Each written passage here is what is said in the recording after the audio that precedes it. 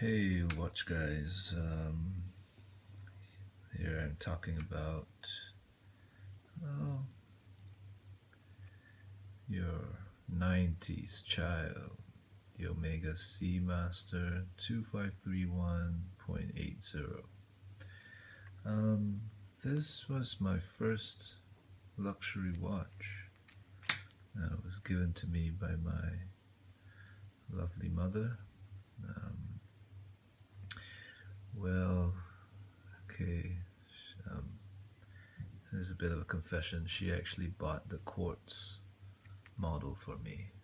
Um, and I kept it for a long time until I really got into watches and realized that I really wanted the automatic one.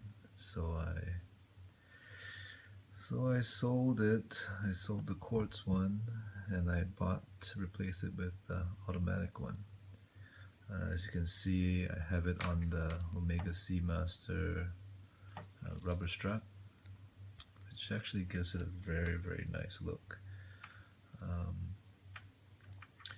I'll just briefly talk about this watch. It's obviously it was popularized by Pierce Brosnan as James Bond. Um, and when I first saw it, I was like, wow, that was a really cool watch. Right? As you can see, the wave dial almost feels like you're in the ocean, which is really cool. And I really like this compared to the new Seamasters. And you can see there's a bit of patina on the loom. It's gotten kind of creamy because I do a lot of ocean paddling. I'm always out in the ocean and a lot of sun. You can see how the bezel's kind of faded slightly. Thank goodness the red seconds hand. I mean, the seconds hand, the tip of it is still red. I've seen a lot where it's faded and it just looks, you know, fading is not always great. Let's put it that way. It's nice to have the insert a little bit faded. It's nice to have some creamy loom, but it's not nice to have. It doesn't look nice if the red's faded. It just looks worn. I mean, it is worn, but it just looks tired. Let's talk about there's a lot of people have a love-hate relationship with the Omega Seamaster. Um, let's start with the cons. What I don't like about it. What I don't like about it right off the bat is the bezel. It's not easy to turn. You really need. It's a bit of a technique, right? There's a little groove. There's a groove here. You kind of gotta get, two fingers and twist it together. It gets a bit getting used to, but after a while, it's okay. It's fine. But it's nothing compared to a submariner or a sea dweller, right? Where it's where it's jagged edges make it very easy to grip. Another thing I don't like about it is the helium escape valve. It doesn't do anything, but it's a nice. It makes it look interesting. So it's strictly for aesthetics. So I don't mind it. It's okay. It's really the bezel. I mean, the bezel really pisses me off when I actually do use the bezel. I do a lot of racing in my canoe, so when I time myself, it's great. I just use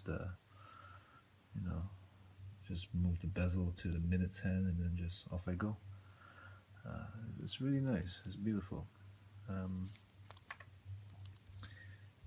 It's a workhorse, for any of you who've done paddling or kayaking. Your arms are always moving. You're always moving, and it's working fine. This watch is real workhorse, right? ETA movements, ETA movements.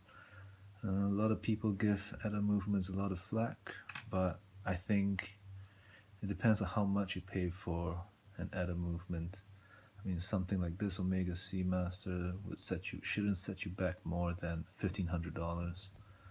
which I think is a great price for an Omega at a movement watch. Easy to service, extremely robust, very durable. You know, this is my beater.